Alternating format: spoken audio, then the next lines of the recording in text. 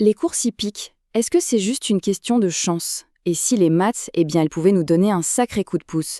Aujourd'hui, on plonge dans le pronostic du prix Jacques Rossi. Et pour ça, on va s'armer d'un outil un peu spécial, un algorithme qui prétend avoir percé le code. Alors, la question est là sur la table. Peut-on vraiment résoudre l'équation du hasard? Attention, là, on ne parle pas de flair, on parle de science. On va voir les courses hippiques comme une sorte de grand défi, un code à déchiffrer. Et cette citation, elle résume parfaitement l'idée.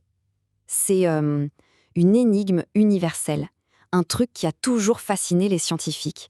En gros, c'est la science qui se frotte à ce qu'il y a de plus imprévisible. Bon, alors, comment on s'y prend concrètement?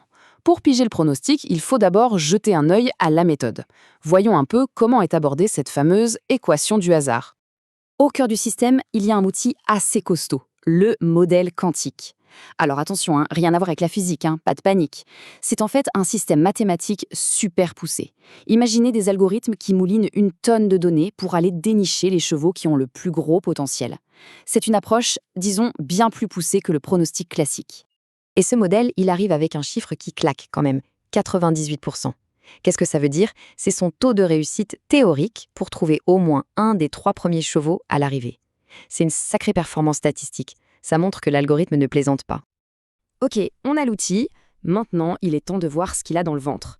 Direction, le champ de bataille. Et ce champ de bataille, c'est le prix Jacques Rossi. Alors, plantons le décor. La course se passe à Cagnes-sur-Mer, sur 1500 mètres.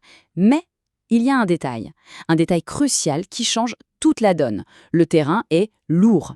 Et ça veut dire que ça va favoriser certains types de chevaux, des profils bien spécifiques. Et bien sûr, l'algorithme est au courant de ça. Bon, la machine a tourné, l'algorithme a passé tous les partants au peigne fin et il en a sorti 6. 6 chevaux. Alors, qui sont ces élus? Qu'est-ce qui les rend si spéciaux aux yeux de l'ordinateur? C'est ce qu'on va voir tout de suite. On commence avec le numéro 1, Apax. Lui, c'est ce qu'on appelle le top weight, ça veut dire qu'il porte le plus de poids de toute la course. C'est clairement un handicap. Sa forme est correcte, et puis on note un petit détail technique, il porte une attache longue. C'est le genre d'équipement qui peut parfois tout changer. Ensuite, le numéro 2, Colonel Mitch, un jeune de 4 ans, en pleine bourre. Il sort tout juste d'une victoire, ça en dit long sur sa forme. Il porte 61 kilos, c'est pas rien.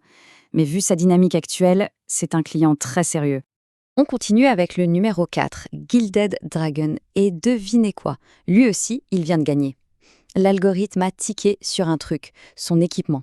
Il porte des œillères australiennes. En gros, ça limite un peu son champ de vision sur les côtés pour qu'il reste bien concentré, bien dans sa course. C'est typiquement le signe qu'on veut mettre toutes les chances de son côté pour récidiver. Et maintenant, attention, place au vétéran, le numéro 5, Crew Dragon. À 9 ans, ce cheval est d'une régularité, mais c'est juste bluffant. Regardez un peu, sur ses 3 dernières courses, il fait 2e, 1er, puis de nouveau 2e. Dans une course aussi ouverte, avoir une telle constance, c'est un atout énorme. Clairement, un candidat très très sérieux pour le podium. On passe au numéro 8, Félix aux Ormes. Et là, attention. Sa dernière course, il termine 2e. Et ça a fait clignoter les voyants dans l'algorithme. C'est souvent le signe que la victoire n'est plus très loin. Il est en pleine progression celui-là. Il pourrait bien mettre tout le monde d'accord. Et pour finir notre sélection, le numéro 10, John Spirit. Alors ce n'est peut-être pas la jument qui va gagner à tous les coups. Mais par contre, question fiabilité, on peut difficilement faire mieux. Elle termine très souvent 4e. Et ça, pour les paris sur les places, c'est une information qui vaut de l'or. Bon.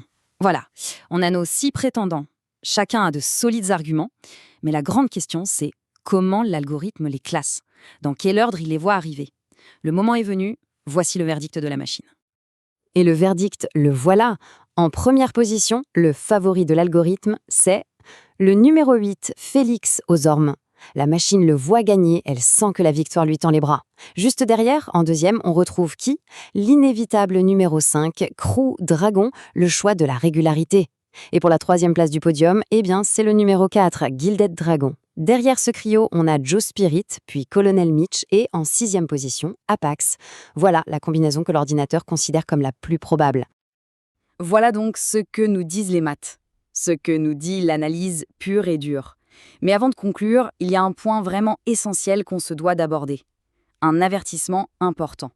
C'est fascinant de décortiquer les probabilités comme ça, mais il ne faut jamais oublier que derrière les chiffres, il y a la vraie vie. Comme le rappelle la source de notre analyse, Les jeux de hasard, eh bien, ça comporte toujours des risques. Le mot d'ordre, ça doit toujours rester la prudence. Alors, au final, est-ce que la science a vraiment réussi à percer le code du hasard? Même avec un modèle qui annonce 98% de réussite en théorie, il y a toujours cette part d'incertitude. Et au fond, c'est peut-être ça qui fait toute la magie des courses, non?